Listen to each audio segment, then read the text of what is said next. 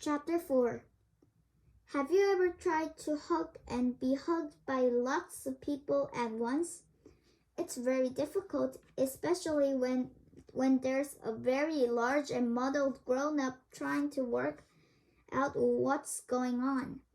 At last, Big Clara gave one of her mammoth bellows. Will somebody please tell me why my kitchen is full of princesses? She demanded. Princess Sophia stepped forward and made one of her deepest curtsies. Please forgive us, dear cook Clara, she said, and she sounded so cool. We came to thank you for all the truly delicious meals you have given us. We just love your stews and your fish cakes and your pizza. She stopped and looked blankly for a second. Charlotte quickly chiped on. That's right, she said, and nudged me hard. I looked around, and Prue was beckoning to me, her fingers on her lips.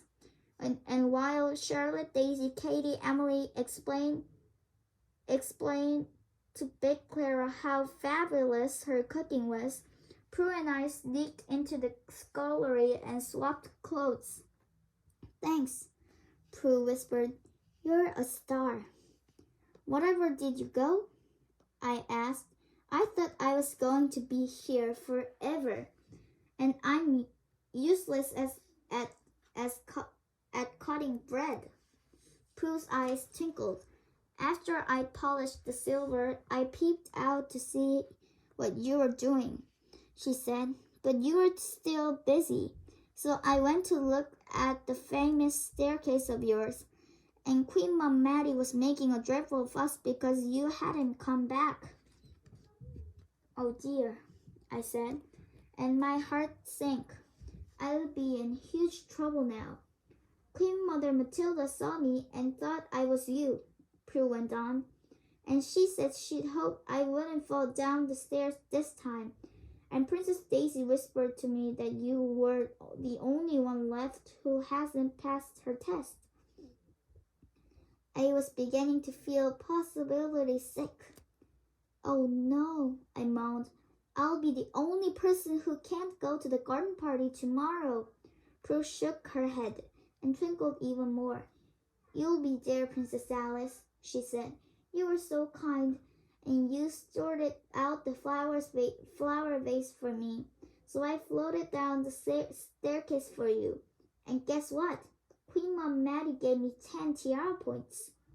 That's right.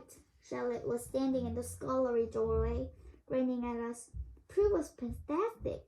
Wow, I could hardly believe it. Prue had passed my test for me and got me 10 tiara points. But a voice was buzzing in my head. Isn't that cheating? And so I suddenly felt really uncomfortable because Prue was looking so pleased because she thought she'd help me.